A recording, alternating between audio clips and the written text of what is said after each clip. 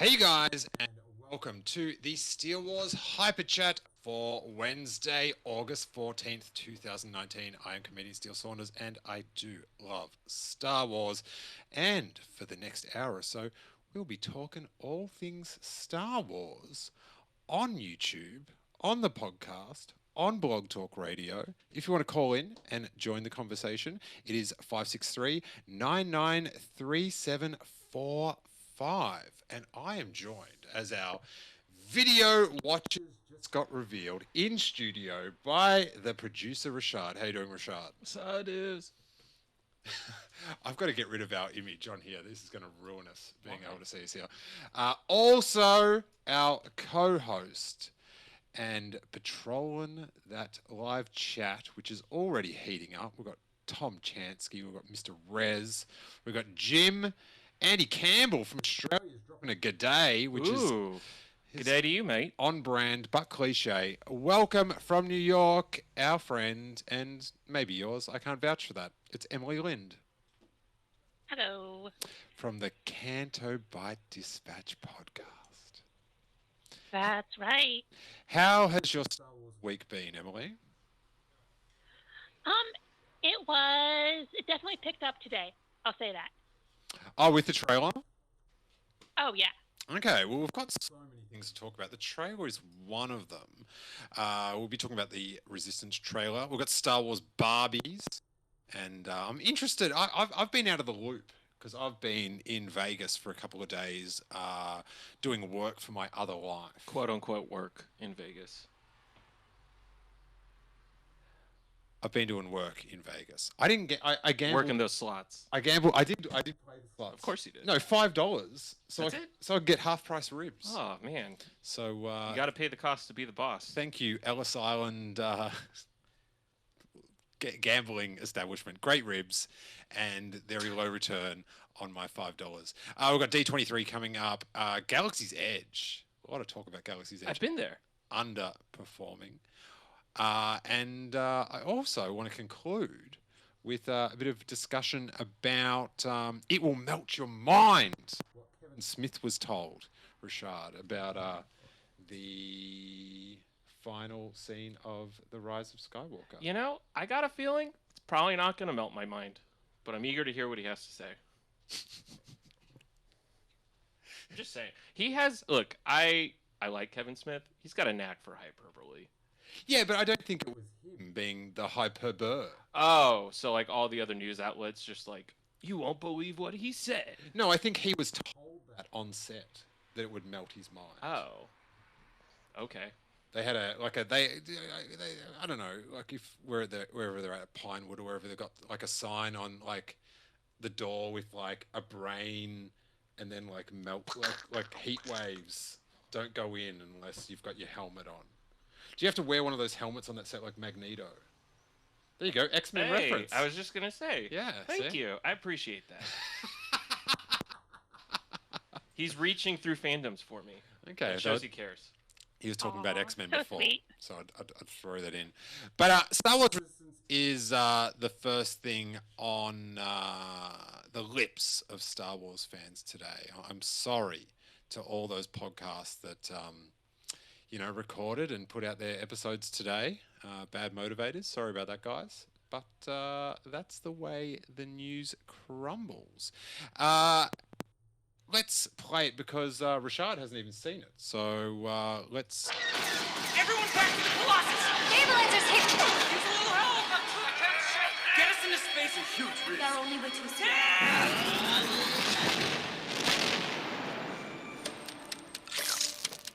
It's going to be hard to keep this nation together with the First Order at our backs. We're running low on everything. Food? Water? Even fuel! Please, be patient. We're in the middle of a war. And you can thank your captains for that. The Colossus deserves a new home. We have to work together if we're gonna survive. We only take orders from one tyrant, Captain Kragan. Tabra, if you are to rise in the ranks, I will require your total cooperation. Yes, sir. She is key to finding the Colossus. Finally, we will wipe them out. Fail, and I will see to you. personally. They're everywhere. Entire planets are just giving up. It's just like the Empire when I was a kid. How did they know how to find us? Yes, get as far away as you can. There are bounty hunters who might...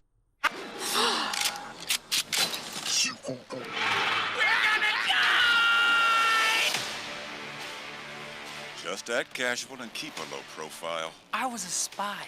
I'm a master at keeping a low profile. Whoa, impressive. The aces can handle this.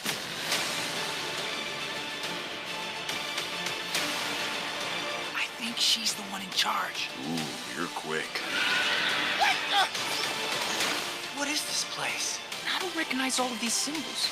It's a power source from an ancient time.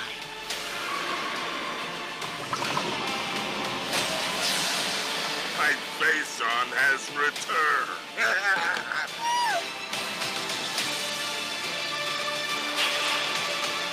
The resistance is proving to be stronger than we anticipated. I got him. We're good to go. Punch it!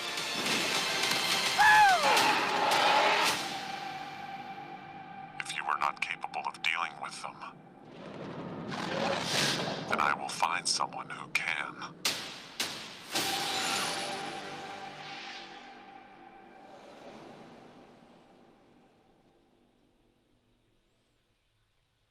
Whoa, Rashad, that's your first viewing. What do you make of it, buddy?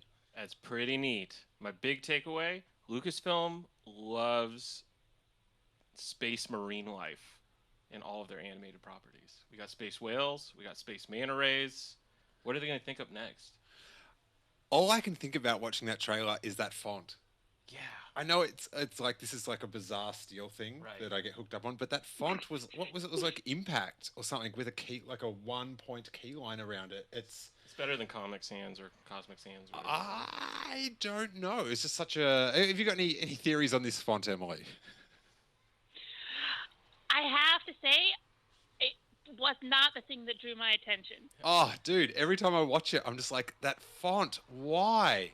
And it's like each word is like got a capital letter at the front, and then but it's just. Steele Wars. Come for the Star Wars talk. Stay for the font theories. Oh no, I'm a big fan of typesetting, and that font was. Typography. Ugh. Is that what it's called? Typography. I don't know. Maybe. I think I got to move this around like this because I'm a little bit. Oh wait, is that doing the right thing there? Yeah, it's fine. Okay. It's hard to tell because I do that on there and it's got a delay. Trailer's neat. Kylo Ren's in it. That's cool. Okay, well, we've got someone on the line that's going to talk a bit of Resistance trailer with us. And if you want to join us, just call in on 563-999-3745. It's a different number than we used to use. So if you've got it saved, unsave it and save this. And if you want to call in internationally, get on Skype. And if you're just listening to this on the podcast, you're missing Rashad Pointing in the wrong direction. trying to point phone at the logos he's put up on the Hi, screen. I'm a professional. Rashad's in control of the very rudimentary graphics we can use on this, and he's doing a great job. And dude, you're pointing the wrong way. I know. This is so bad. It's over here. It's here. Yes, there. Okay, Where great. Steele's pointing. Call that number. Anyway, call that number. It's on the bottom of the screen, and live from Ohio, it's the king of all Toms, King Tom. How you doing, buddy? Woohoo! I'm all right. Hello, Steele, Emily, Rashad. Thank you for having me. Sadu. Where do you stand on this on Fontgate? Well, here's what I've been thinking, Steele. After seeing this trailer, there's a lot of awesome stuff in it, and everybody else but you guys are talking about one thing about this trailer, but you guys are talking about the font. The font, as someone who dabbles in typography professionally, I had no problems with it. So it is typography. Ooh. A professional typographist weighing in on Fontgate.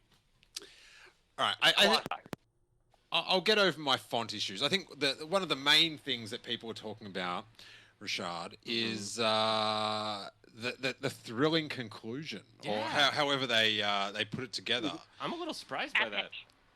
the epic conclusion. Now, I did a slight bit of research. I'm not sure if anyone in the chat or anyone on the line can help this out. Does anyone know how many episodes this is? Because I had a look on IMDb and there's only 11 listed, and that would bring you up to mid-December. So the 11 listed would bring you up to the end of The Rise of Skywalker.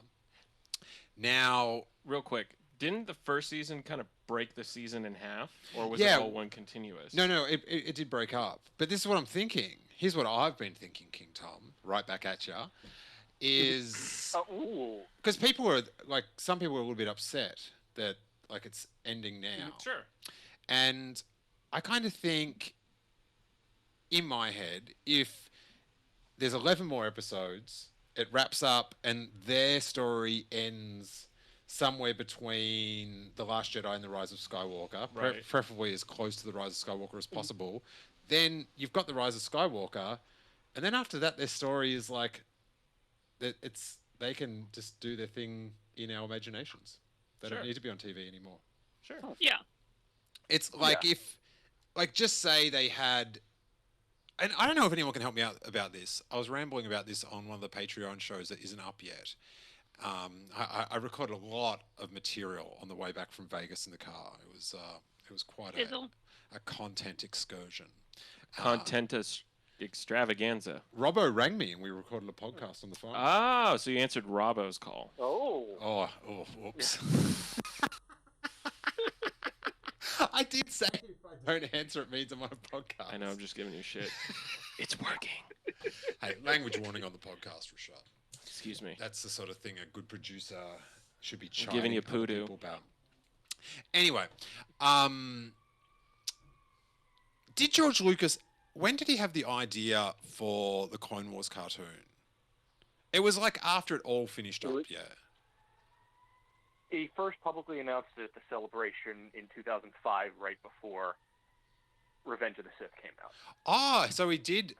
Oh, that's even more frustrating then. You mean the Cartoon Network CGI one, not the Gennady however you say his last name. Tartakovsky? The Corey one. Thank you, Rashad. I call it the Corey series. The Corey one. Yeah. Corey Wars. The one that Emily loves. Yeah. Oh, yeah. But yeah, because I was sort of musing that if he had just put in a little hint about Ahsoka, like, or even just like a Padawan that like had gone in between those two movies, that would have helped her introduction be a lot more accepted. Like if they gave her like a Clone Wars type reference, like in A New Hope. Anyway, but yeah, I kind of think, and I'm not like a huge fan of this cartoon. I think it's like good, but not like I'm not fanning out over it. But after The Rise of Skywalker, whether or not their story ends before or after, I'm kind of like, I've got no urgency to find out. I couldn't imagine like caring that much about these characters. Yeah, or just even the story. Do you know what I mean? Yeah. And like whilst there are other people that are very devout fans, I feel like if I'm not into it, then Joe Ticket Buyer, you know that dude that's just got like 2 Funko Pops? I live 2 doors down from him. Okay. Yeah, well then he's definitely not going to be into it. Mm-hmm. So where do you guys sit on that one, Emily? Yeah, it would be weird to go back to it after The Rise of Skywalker, especially as we get this whole, The Rise of Skywalker is the end of the saga, the end of this piece of Star Wars. And however much you think that's true or not, it'd be weird to do 6 episodes of a cartoon that is set right before this movie, then have the movie, and then have a few more episodes. I don't think that makes any sense. I'm happy for the series to end. As much as I've enjoyed it, I was lukewarm in it for most of this first season and then fell in love with it in the past couple of, like, the last few episodes. But I'd much rather have one more season of really solid, tight storytelling, and then it's done, than 3 more seasons of, they're just sort of hanging around doing stuff. Yeah, just like treading water, literally. Well, no, not anymore. True. It's taken off, both in pace and the ship. Oh, that's fantastic. Yeah. Did anyone see the episode at Celebration? I did not. I did not. Fine. Maybe one of our callers did. Maybe, but we'll find out later. But, however, and I doubt this very much, if this part of the series led up to the Rise of Skywalker and then somehow the remaining 10 or 11 were post, I'd be very interested in that. But I don't want to see the Rise of Skywalker and then go back and then I don't want read stuff Resistance about... to be the thing that shows us the post Rise of Skywalker world, if that makes sense. Yeah, but it could just be a little true. Like, yeah, it could be a little nugget of something. Yeah. So, I don't know. Doesn't Rise of Skywalker take place a year after The Last Jedi? I think. Yeah, I think they're... Have they officially said that? I'm sort of like in the 12 to 24 months period.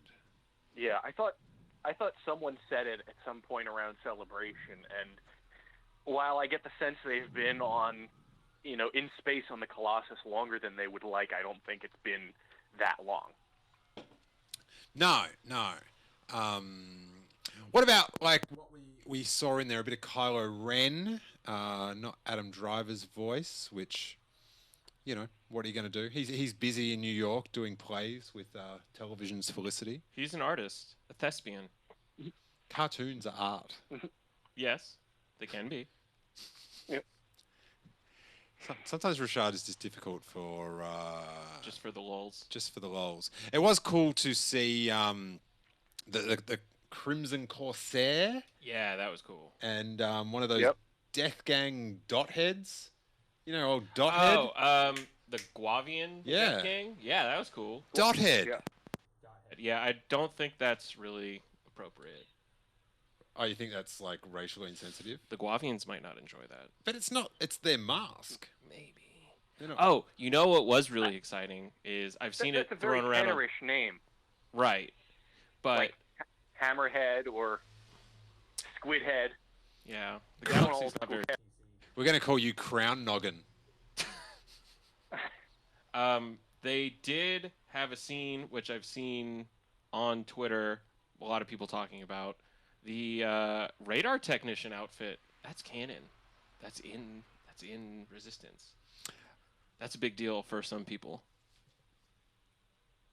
I don't know who those people are, dude, but it's a big deal. Yeah, maybe for you badge wearers, but whatevers. I don't wear badges. I wear pins. I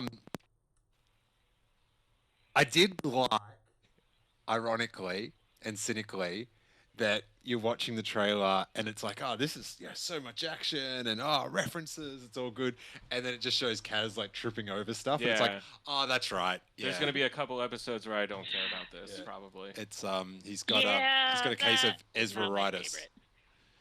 It's It's for kids. It is, but the trailer makes it so serious. Like the music is like very intense, a lot of war drums, and it's very operatic in a lot of ways.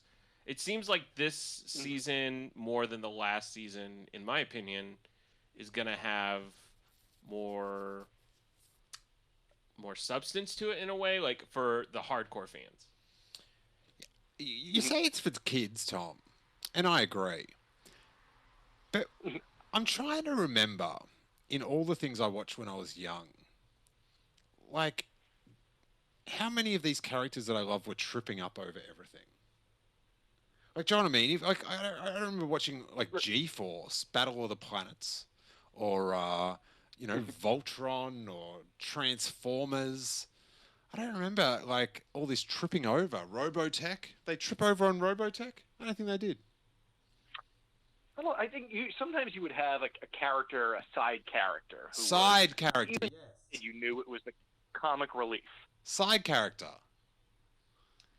Not right. Like the bit where he goes, "I'm a spy," and then trips up. It kind of like I don't know. It's like they're making fun of the conceit of the show. Right. It's Yusa could say he's a clumsy. It's a little Jar Jar reference for you. If you are on hold and you actually want to talk about Resistance, hit 1 on your keypad, and then we'll know you want to chat about that. Or we can chat about other things as well. Emily, what's happening in the chat? What's the vibe with everyone in there? There seems to be a fair consensus on being at least mostly okay that the show is ending after 2 seasons. We have Kieran who says it's weird to hear it's ending after season 2 when Rebels got at least 4 seasons. But then Aaron Taylor says, I think I would have liked Rebels a lot more if it were only 2 seasons. So yeah, I think just keep it tight, and I just sort of think interest for the show is just going to evaporate after. Like it was so weird. I was relieved. Really? Yeah, because it's just like, well, this bit of the story is done. We're going to see the movie. Draw new animated people. Do you know what I mean? Yeah, I'm sure they're working on it. That would be very exciting. Emily did some amazing research. Took a leaf out of comicbookreport.org's research and went straight to Pablo Hidalgo's Twitter account. And he tweeted some fun stuff. We've been coming up with some really... Oh, sorry. Some of the fun stuff we've been coming up to. Some really great adventures coming up. And then... more info will surely come soon, but we had some great writers join the squadron this season, many of whom have been patiently waiting to tell the world, I'm sure. And because this always trips people up, work on season 2 started in summer 2017. And I think that is a subtle hint to people, letting them know that it's not like cancelled. They stopped making it before. It was all part of the plan. But this is the kind of annoying thing, and by kind of I mean very, is the whole, like at Celebration, just say it's the final season, or just like just the lack of how many episodes is it? When's it? Like all these like secrets for secret's sake. It's so weird, and that then you the Mandalorian and all that sort of stuff, and like I always think of like Picard. It doesn't come out for like 6 months, and I've seen a jaw-dropping trailer that's makes me want to subscribe to something I really don't want to subscribe to. I think part of it might be that they just didn't want Resistance to get overshadowed at Celebration and to have its own kind of moment in the sun. Because I feel like if you announce, by the way, this is going to be the last season, in a convention where we saw a trailer for Rise of Skywalker, we got a bunch of footage for Mandalorian, and there's a bunch of other stuff that happens. Let me pull you up there. Pull me up. Okay. Raise me up. So, no, I won't be raising. So to give their time in the sun, this great cartoon, to not like steal their thunder, they're going to announce it's the final season by just slipping it in the wording of like the trailer. Fair, but okay, hang on. On the other side of things, when's the last time you've had like quote unquote big Star Wars news to talk about in the last few months? This is like the biggest thing that's happened in a while. I'm still waiting for big Star Wars news, trust me. Oh, shade. Next week, D23. Any other thoughts on the whole deal? Well, I'm just sort of wondering what the rest of you what are you most looking forward to in this season? Because for me, what really interested me was Tam's storyline of going over to the First Order, because that's a story we haven't gotten in Star Wars before. I mean, we've seen like the fall to the dark side, but just like a normal person getting seduced by something like the First Order of the Empire, like for me, that's fascinating. I'm sure she's going to be redeemed. Like even in the trailer, you can tell she's being really conflicted, but I'm really interested in seeing that part play out. So I was wondering, what are you guys most looking forward to seeing? I'm gonna go with nothing. Or I, yeah, okay. Like I'm gonna watch it, but I'm not. It just like I'm not dissing it. It just You're not hasn't. invested. It just hasn't grabbed me. Yeah. Okay. I think there's something to her story that's interesting, but not necessarily for the reason you said, Emily. But I want to see more of the inner workings of First Order military. I guess their training regimen and kind of the brainwashing and yada yada yada. I think that could be neat. I think Emily is definitely at a point about Tam and her storyline. One thing I really would like to see from this series, not that it's disappointed me, but I don't feel like we've gotten it. But since the very first time we saw footage of this series, they build it kind of as a racing series, with focus. A lot of the early trailer focus and promotional focus seem to be on the aces. Hey Tom, And can I interrupt you for a second?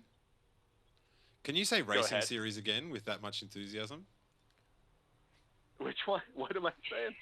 Racing series. Yeah, you really said it like I got excited when you said it. Please say it again. Racing series. Ooh, That nice. I got checks.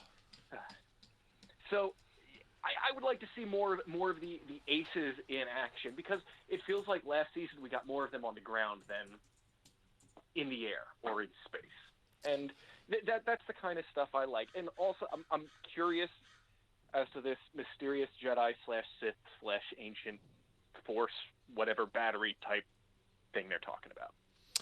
Star Wars spelt out. Josh Chapman chimes in on the little chat here, and he says, "I want to see how it plays out with the events of The Last Jedi going on in the background.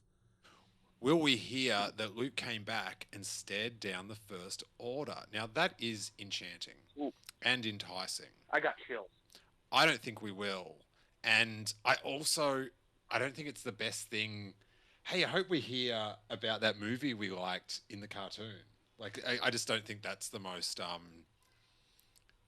don't know how it's not a good selling point for the cartoon if that's what you're looking forward to. Yeah, sure. But also, that all happened so quickly. But it would be neat.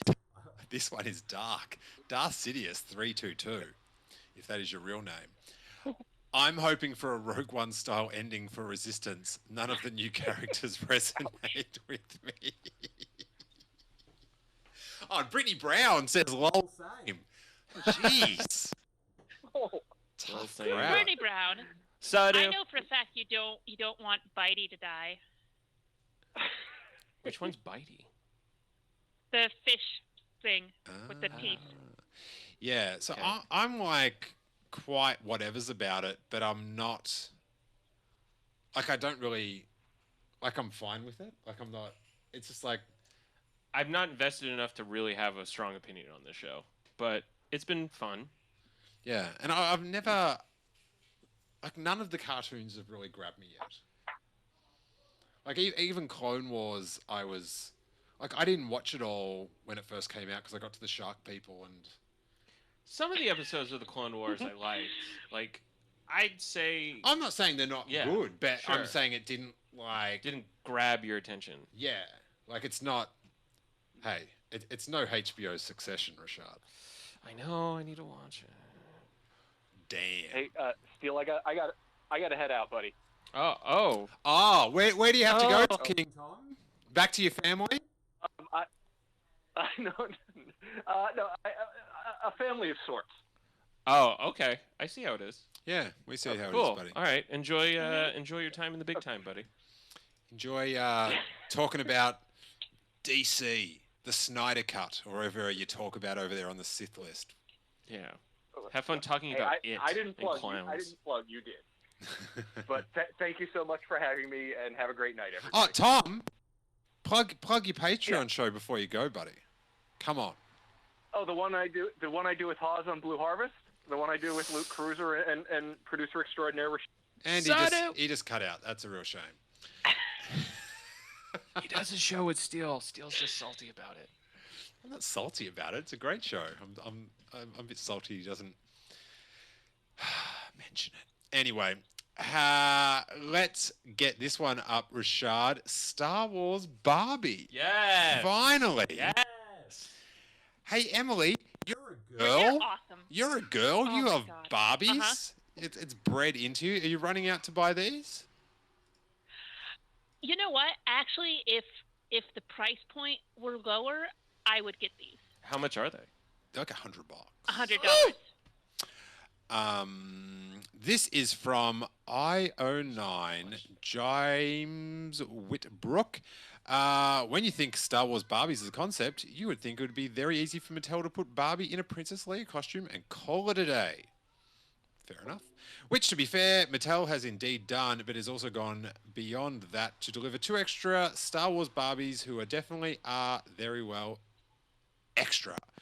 I actually, I think these are awesome, and partly because they didn't go the easy route of just dressing up Barbie as Padme or Princess Leia, which has sort of been done. Yeah. Do you know what I mean? Like we had the action collection, I think it was called. Forces of Destiny. Yeah, collection but too. even before that, like when episode 1 came out, and this is why I'm not even sure if they have. Maybe someone in the chat can let me know if the angry boys are angry about the Barbies as well. But when episode 1 came out, there was like tons of like these elaborate Padme, like premium Barbie. They weren't Barbies, they were made by Hasbro. But like very, very lovely. They're like the expensive collector Barbies or something. Yeah, like that. kind of like in maybe a $50 price point, and then 6 months later at maybe a $10 price point. When I bought so much Phantom Menace merchandise on clearance. If you put any of that stuff on discount, I was straight in there. But these are quite cool because they're kind of like fashion pieces based on the outfits. So there's sort of like a very like runway designer chic to it. Yeah. If someone was doing a Star Wars themed thing at New York Fashion Week, this is what you would get. Yeah. Yo, these Barbies can get it though. They look sick. Maybe they can get it. They can get it. What's it? I mean, sex. I mean, that's not what I mean, but like it is, yeah. They can conquer the world, is my point. The guests on the Steele Wars podcast are independent voices and are not representative of the views of that R2 Steele Barbie Saunders. is easily my favorite. It's very David Bowie-esque. I like the I like her jacket. It looks like she's got Leia's Hoth little vest. vest on. But I like her little 3PO purse. Yeah. She turned him into a purse. I think it's a cool little line, and I like that they didn't just make Barbie dolls, which is what evs really. Being that we have already done it, they went the extra mile to give us a customized thing. We're going to change this camera setup next time, so I'm not turning back around to look at you, Rashad. I don't mind it. So handsome. I know. And you don't have any badges on today. So I do have a badge on. Where? Damn it! Again. Where's your badge? Right here. My pin is right here. What is that? I thought that was like a bracelet for your shirt or something. No. This is the Han Solo Lucky Dice. Into the microphone, producer. This is what I wear to work to be classy. Into the microphone. We've got someone on hold. I'm not sure if they want to chat, but I'm going to just put them on the line to see what they are doing. 619, who are you and where are you calling from?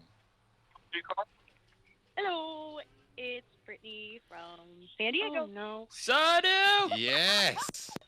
Brittany, how are you doing, buddy? Good. How are you? How's everyone? Hi, Emily. Hi, Rashad. You look naked without your jean jacket. I know, but wow. it's the summer heat. I got to get a jean vest. God, that's going to bring up the views. Rashad looks naked. Oh, yeah. Brittany's already written that in the chat. Oh, my God. Are you writing out your scripts before you talk? I mean, we do. Okay, fair enough. What did you make of the Resistance trailer, Brittany? Well, to be honest, I think I forgot that Resistance existed until this trailer came out. But I thought it was a good trailer. I'm glad that it's ending because I would rather not have it drag out.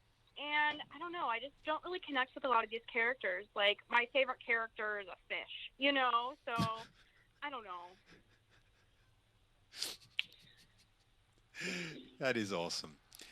Let's get to somewhere where Brittany has been, and that is Galaxy's Edge. Emily found this article where she normally looks for news on foxbusiness.com. And it says, wait times this summer, this is from, they talked to an unnamed employee who stayed unnamed to keep his job, which apparently isn't that good because he's not getting many hours. So, wait times this summer for the new Millennium Falcon Smuggler's Ride were expected to be over 2 hours long all summer, but in reality, the lines have been averaging half that or less. An employee who spoke under the condition of anonymity tells Fox Business. As a result, the company has been forced to cut our hours. The need for us to work simply isn't there. Bob Iger comments, then park attendants in an earnings call cited several factors: rise of Disneyland cost, both passes and hotels, expectations of overcrowding, and only one ride.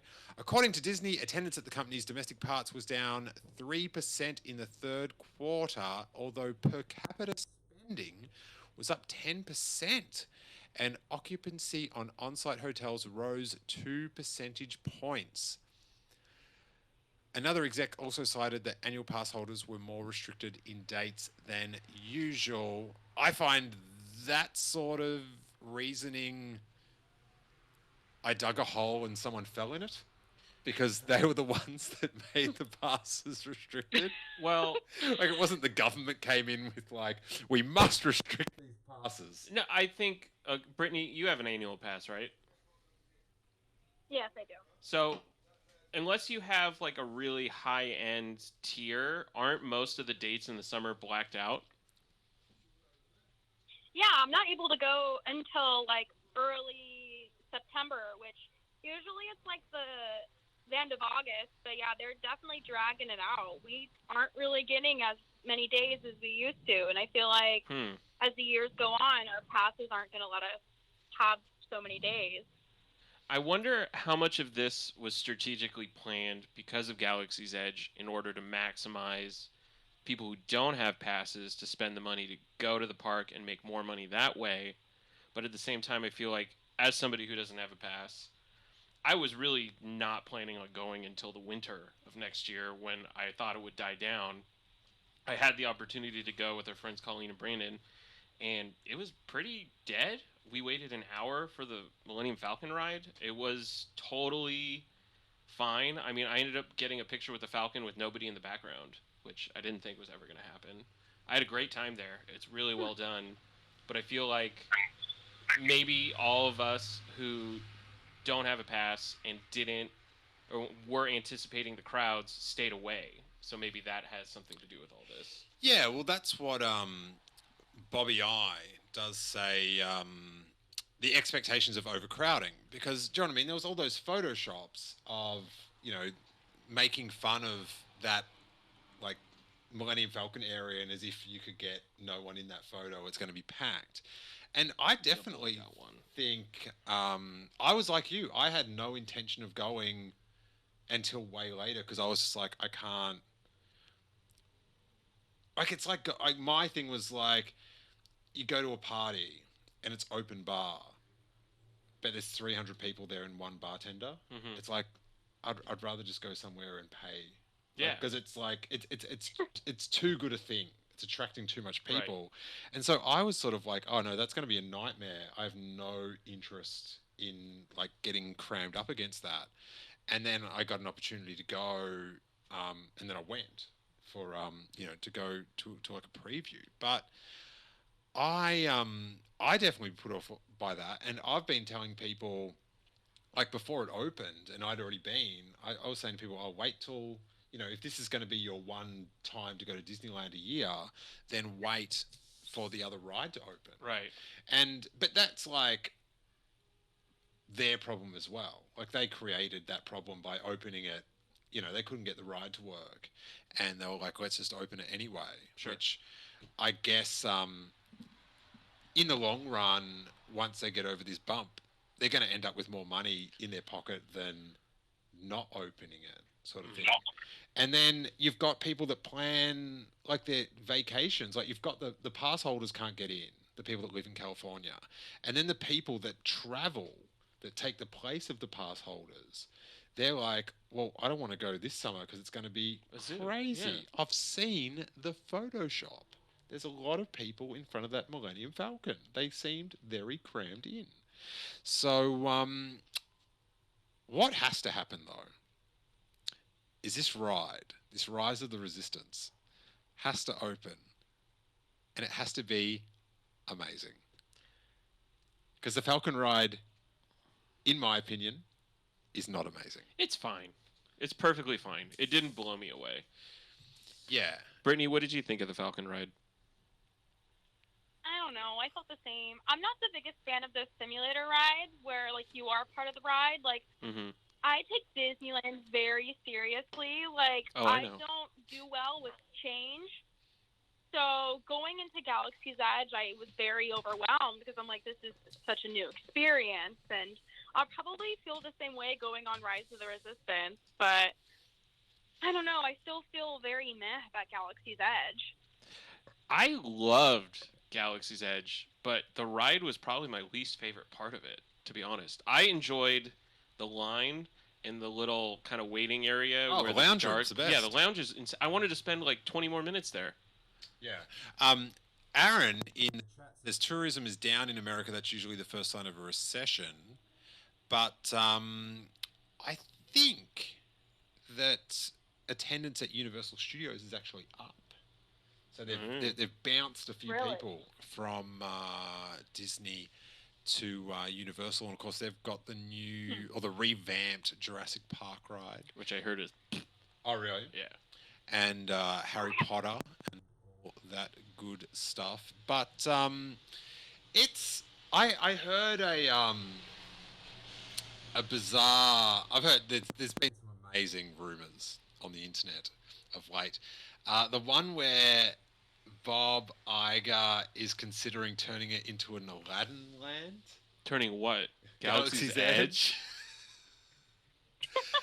And when you make a land for $1 billion, you don't decide to change the theme of it before it's finished. Like Disneyland is very good. Let's just admit it. Yeah, it's the best theme park in Southern California, I think, all around.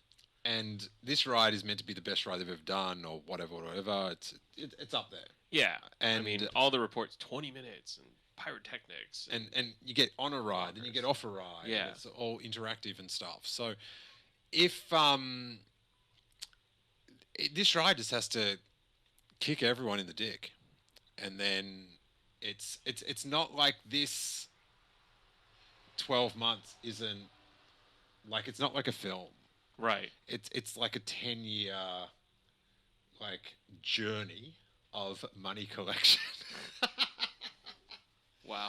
But do you know what I mean? It's not like they don't make these things to make all the money back in the first year. Yeah, it's not like a film. It's like a long-term investment of let's draw people over time. Sure.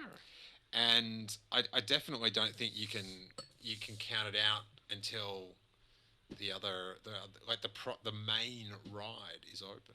Sure. And I think we've been a little bit down on it. I just want to emphasize that I thought Galaxy's Edge was amazing. Like, I enjoyed just walking around, taking the sights in. I think we spent like 2 or 3 hours just kind of looking at stuff in the stores and the shops and the buildings and the architecture, and I looked at the Falcon for 20 damn minutes. I was just like in awe of just the spectacle of it. I thought it was really well done.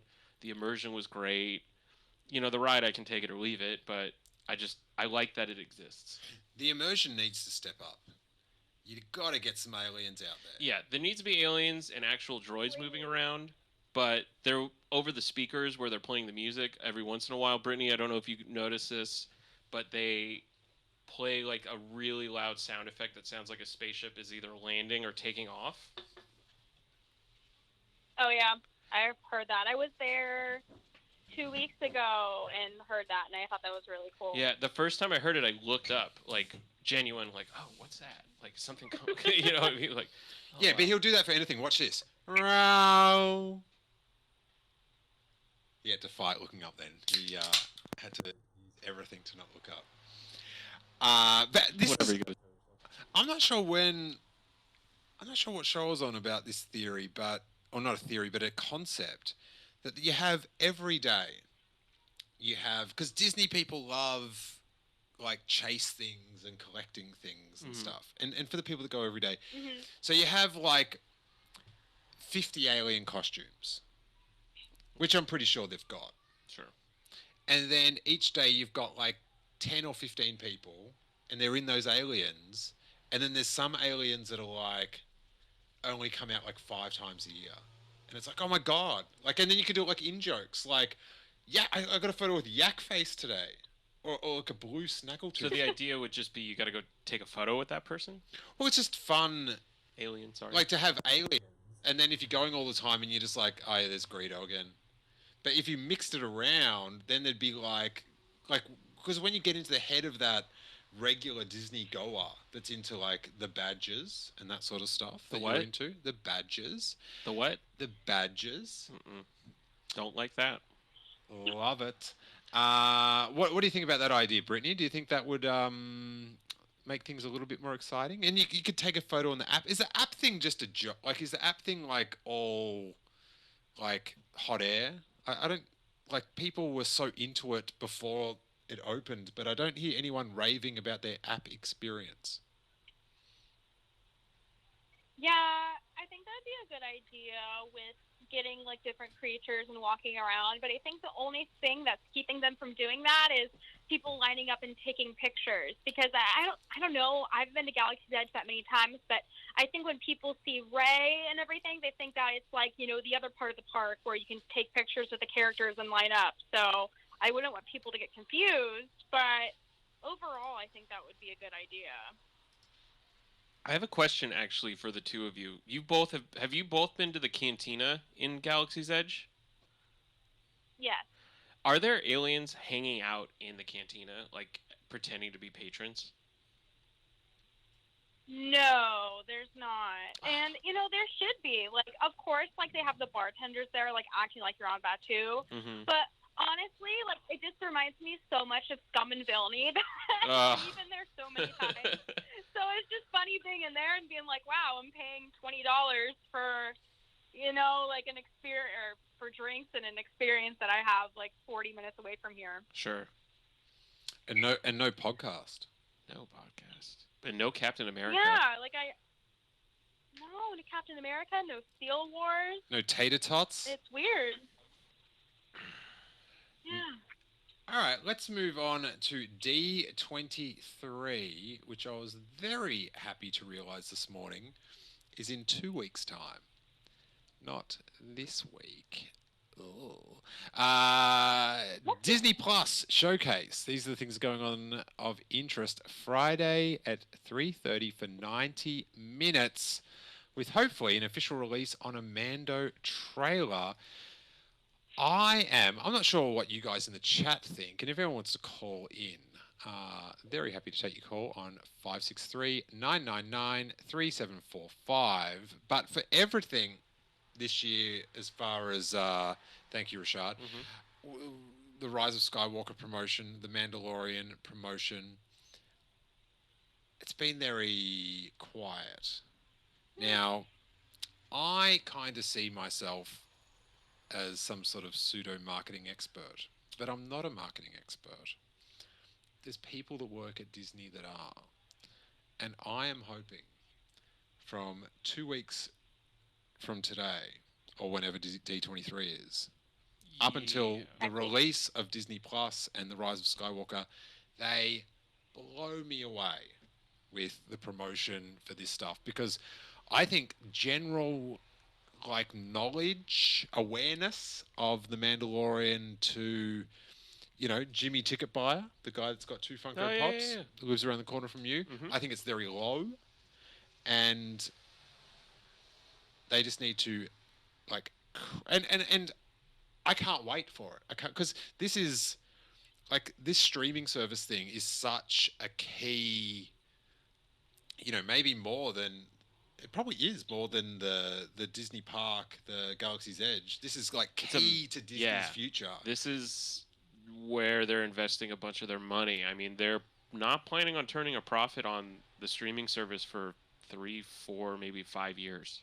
Yeah, which is quite common with streaming services. Which is no, it's really like 2 years. It's because the price point's so low. Yeah, but I mean, like, not so much like the exact amount of years, but it is like a loss leader for. Correct. But once it, hopefully gains momentum and gains steam, it's going to probably be the most consistent and arguably the biggest chunk of money Disney can expect to bring in. I mean, they can count on like maybe 25% of their company income coming just from the streaming service. I think that's what they're hoping for. Yeah, and apparently that the Home Alone remake is for Disney Plus. That's insane. Disney's just coming in aggressive. We're going to give you the streaming service for $7, and it's going to have every Disney thing ever and all these Star Wars movies in a brand new, for the first time, live-action Star Wars show. Come and get it. Come and get it. Yeah. With Peter, Russell, Clark. It's an Australian reference. Totally didn't get it. Filoni and Favreau will be there for the Disney Plus. Brittany, we've been in the trenches at D23 together before. These shared panels, I think you're a bit more tolerant of them than I. I can't stand them. Yes. Can somebody explain what a shared panel is? What? Well, they're just. So a shared panel is. Thank you, Brittany. Different movies. Oh, sorry. Hi. I'm interrupting as always. No, please So explain.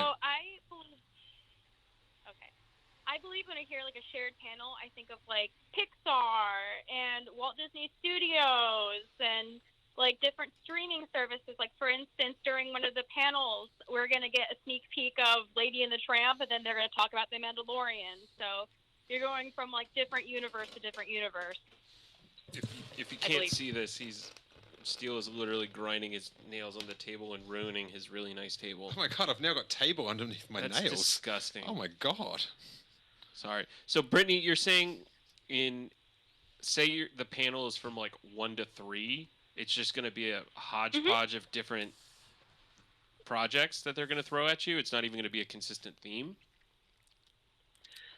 Correct. So we're going to get sneak peeks and appearances from many people in different Disney movies, animated movies. Like, for instance, I think there's like a Pixar movie coming out with Tom Holland and Chris Pratt. We'll probably see them.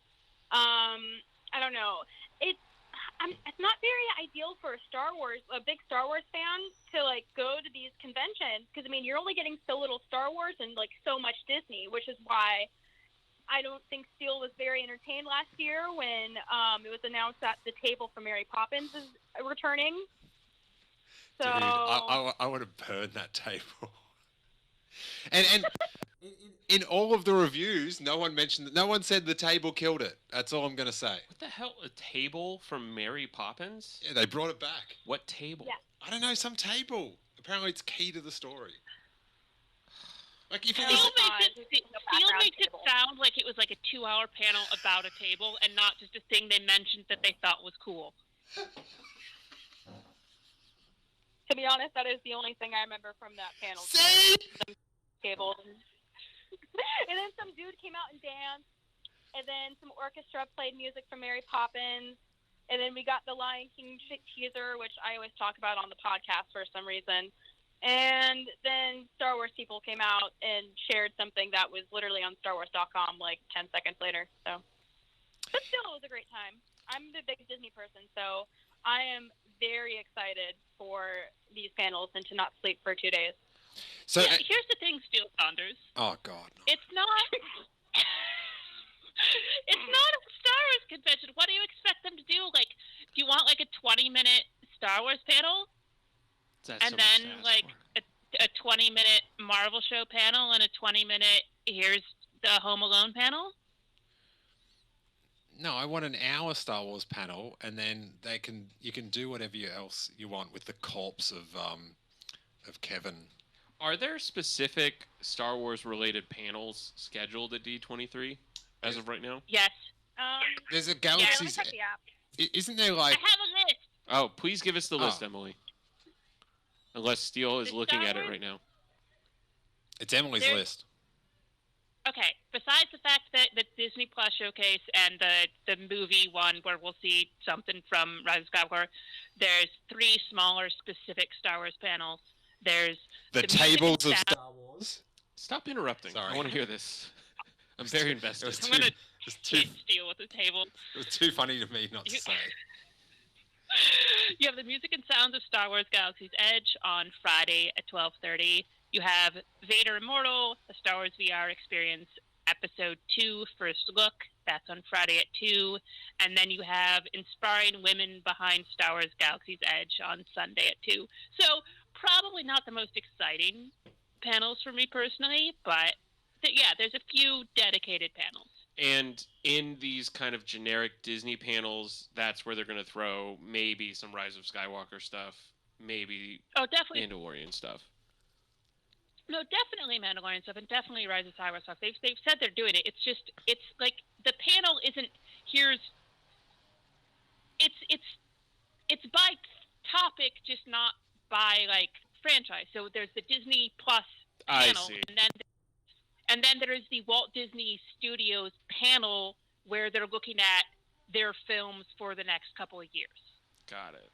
So, So Emily, you seem very defensive of this table. I think Emily wants to put you through this table. Are you pro table? Baka!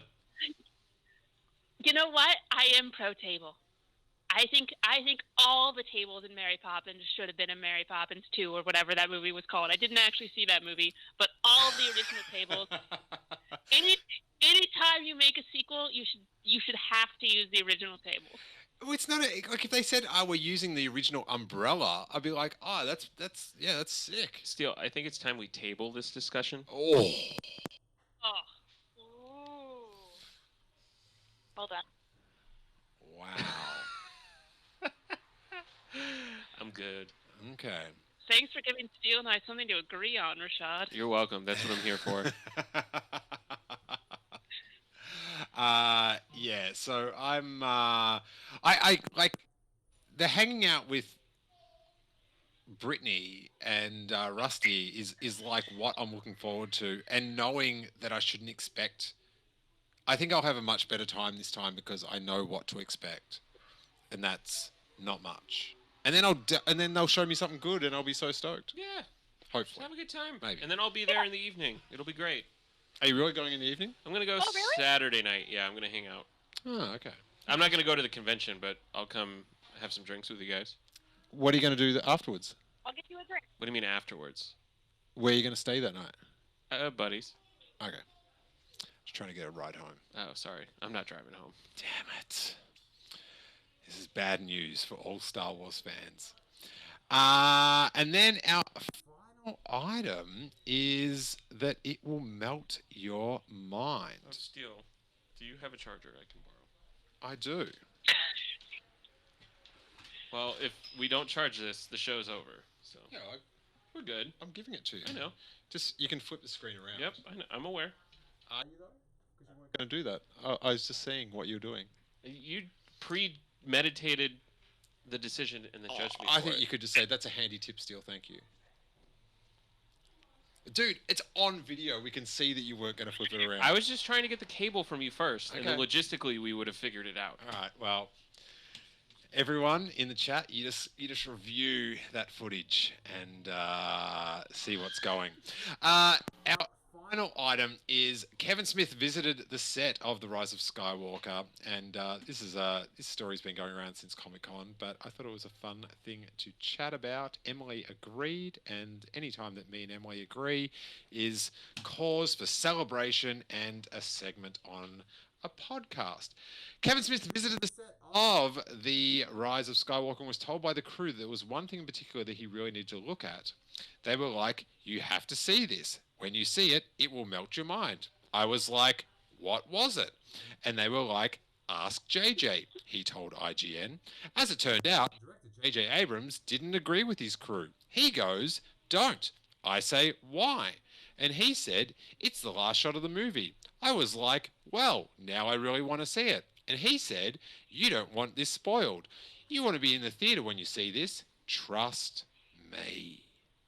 You know how I could have distilled this entire conversation? Mm-hmm.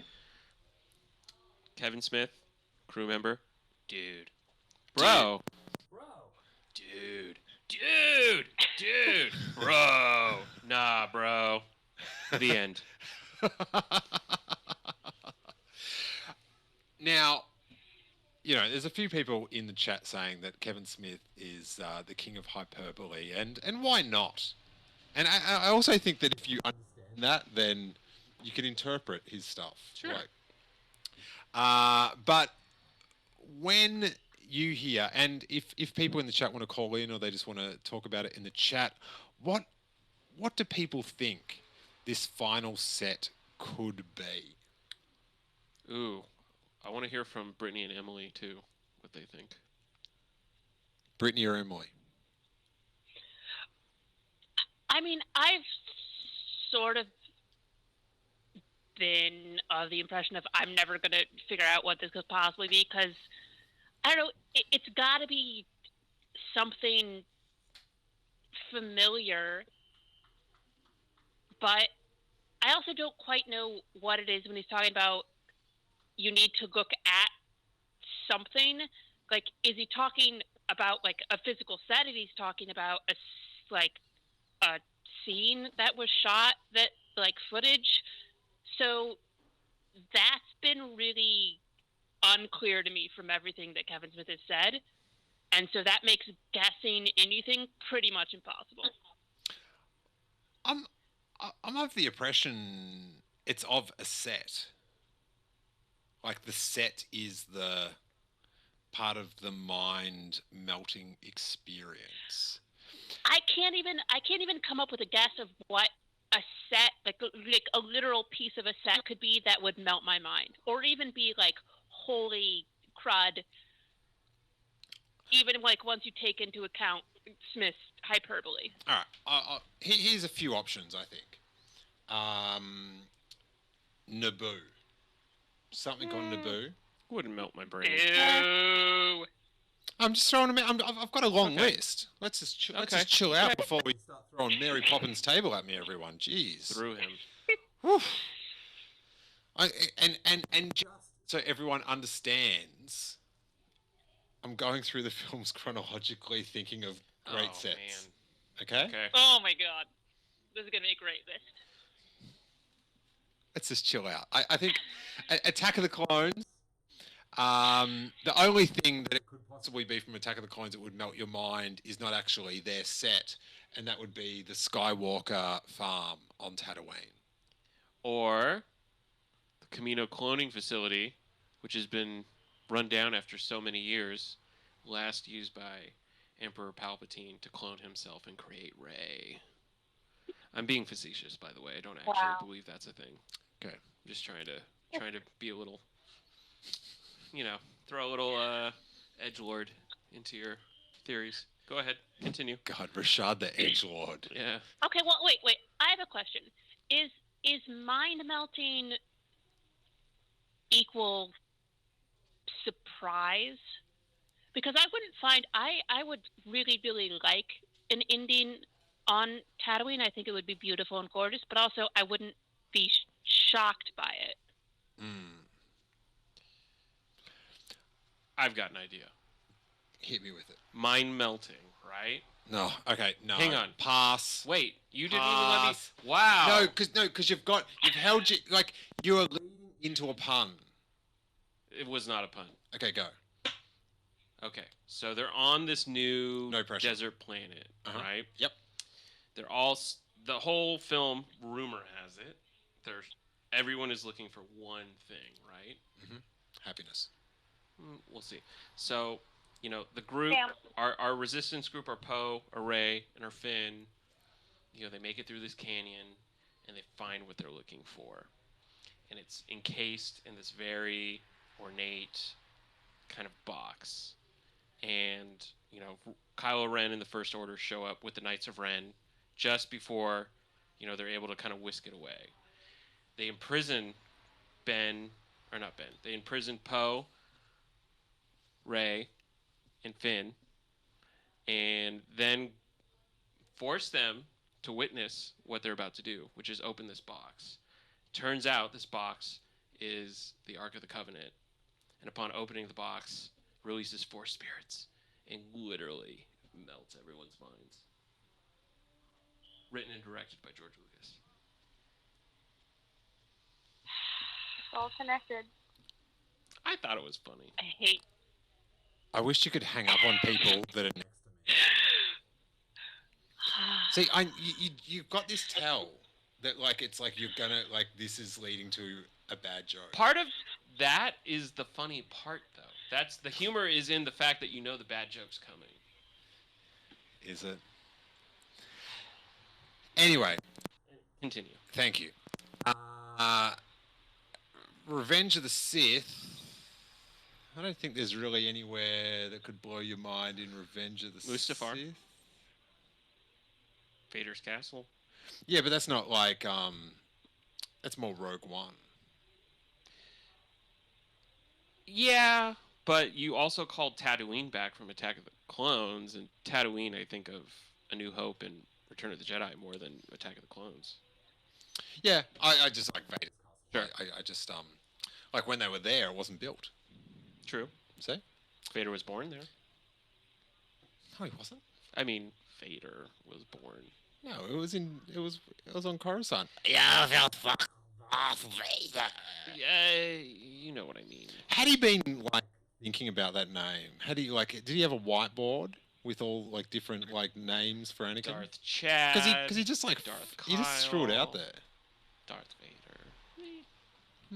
Interesting.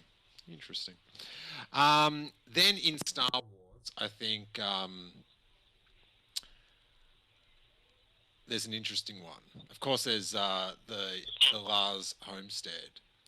What about the temple where they had the medal ceremony?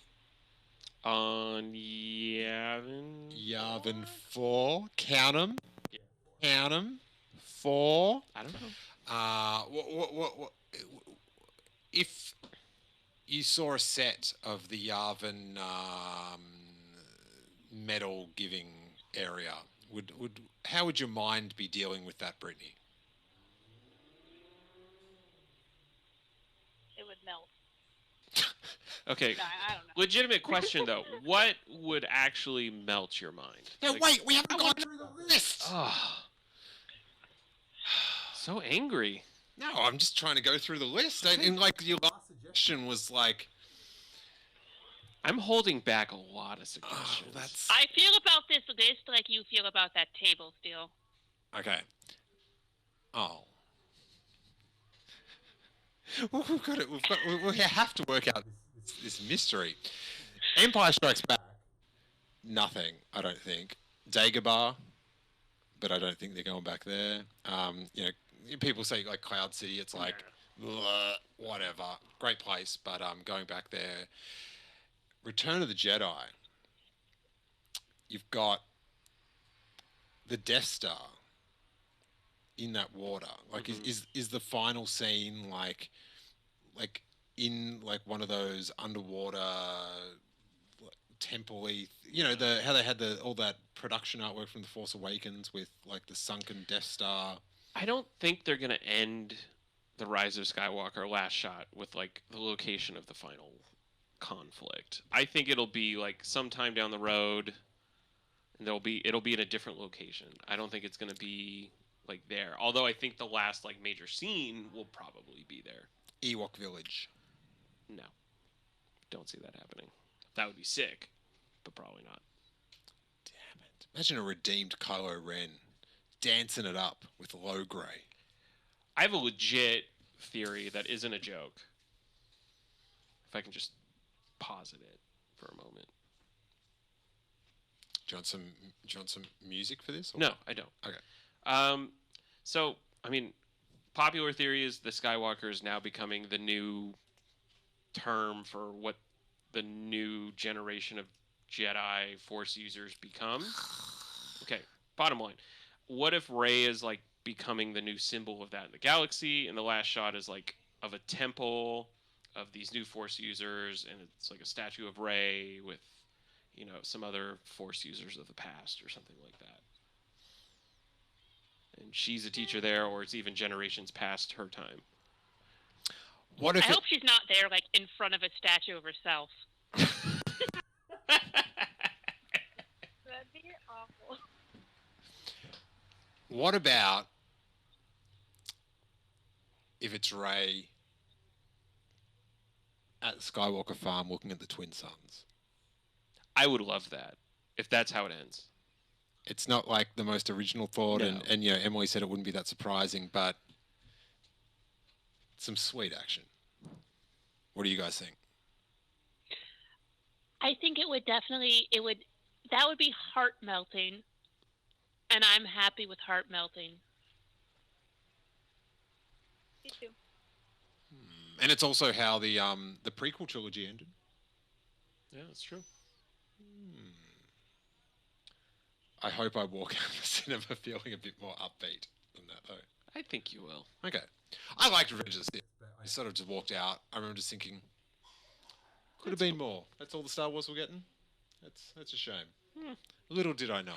Little did I know. What Brittany, do you have anything like a mind melter?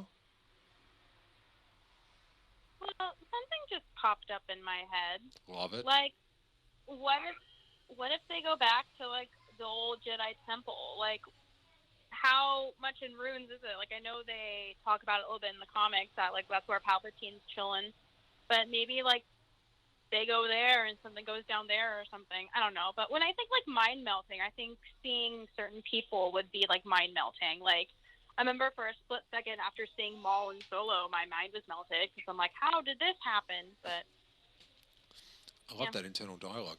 We've got a call just before we wrap up. 919. Who are you and where are you calling from? This is Michael Condon calling from Brooklyn.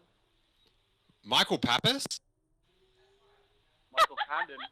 Oh, sorry. I was like, you sound not like Michael Pappas, so I'm glad it's not you. What do you think, Michael? Well, I actually was talking with Michael Pappas about this as soon as this news broke. Oh, here we go. Name dropping. We came up. Well, you started it, Steele. But we were talking about it being the medal ceremony scene, because everyone that's talking about it could be this person with this. The actors weren't in the scene. It was just the set you were going to look at. So it has to be something. It has to be a set that you know and recognize. Even if it is the Twin Suns, you wouldn't know that you were looking at the Twin Suns unless they just had a couple of Twin Suns hanging there as props. Oh, but they could have rebuilt that mound. They could have built that set.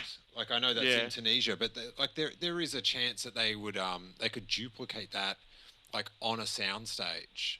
And that would be like, if you walked into a room and you were on the Skywalker farm, say goodbye to having an unliquefied brain. That's my opinion. That's true, but then again, it also it gets back to the what is mind melting thing. And I personally just think that it's going and seeing a set. So walking in and seeing where they were given the medals for the medal ceremony, and correlate that's how the first movie ended, and that's how the last movie is going to end. Interesting. God, we're all yearning for some Star Wars ring theory. All yearning. It's my like poetry. favorite thing. We're all the children of Clean. It rhymes. It's like poetry. Yeah. I think the medal ceremony it could well be, and there's hints. Do you know what I mean? You see that Yavin medal.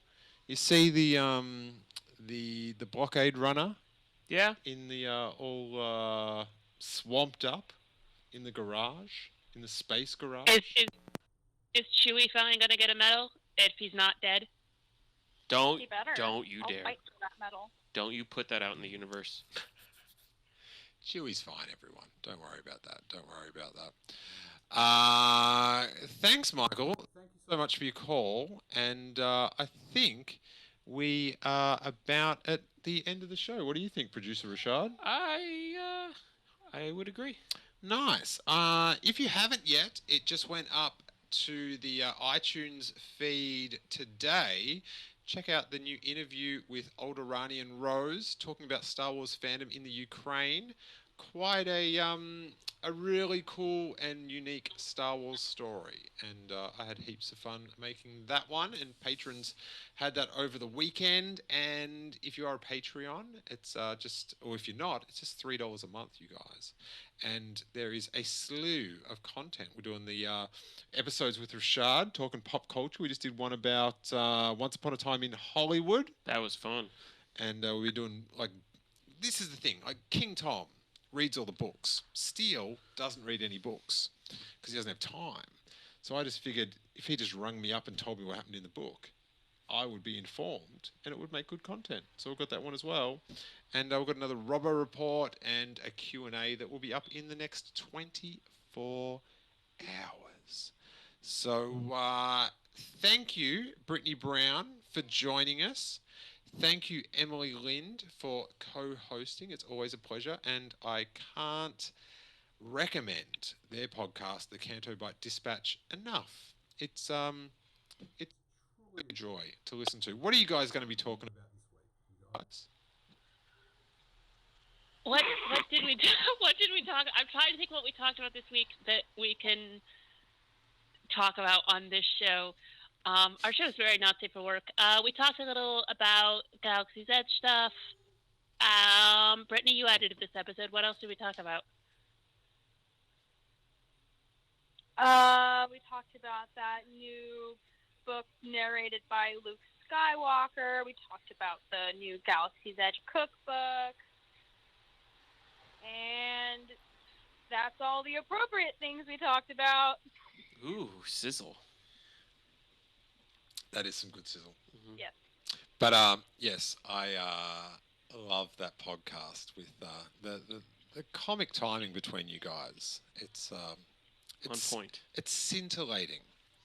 It's just da-dun, da-dun, da-dun. I'm not sure if that music means anything to anyone in this day and age, but it means a lot to me. So check out the Canto Bite Dispatch now. Go there now. Is the new episode up now? Friday. All right. Well, you can relive the good times from last week. In 24 hours and 30 minutes. Excellent. And we've got here Jim Grote says episodes 7 and 9 will be revealed to be a hologram viewer dream that Chewbacca's dad Itchy was watching. Oh my god. How dare you? Rashad, you just got out Rashaded. I did. Rashad, where can we find you on the internet, buddy? I'm on Twitter at iCosm. I host a podcast with my best friend Justin Rodriguez, Will Communication. If you're into Star Wars comics, that's where you find me. I'm also talking about Star Wars comics on the Bad Motivators Patreon Seismic Charges with Luke and His Highness King Tong. Nice. And you can find me on your Patreon talking about pop culture stuff on our show Sadu. Nice. You haven't seen Succession yet, have you? I haven't. Should that be the next one? Maybe I should get through season 1. So good. Okay. Oh my god. I'll power through season 1. That'll be the next one. It's yeah, it is truly quite a good show. And for those wondering, we're going to do the call-in show every 2 weeks currently. Good to know. So our next one will be the Wednesday after D23. Fantastic. So we'll be able to find out, if they reveal if Mary Poppins' table is in The Rise of Skywalker. I'm really excited to not have to watch potato quality Mandalorian footage. Yeah, get it out there. As I said, I'm prepared to be dazzled by the promotional hype, and let's do it. Show me. Dazzle me with your media might. Thanks to everyone in the chat room. Thanks to Michael and King Tom and Brittany for calling in. And thank you out there in content land for viewing or watching. Spread the word. My son wants dinner, so I better go. And may that force be with you. I really hope there was music. There we go. That's better. Bye.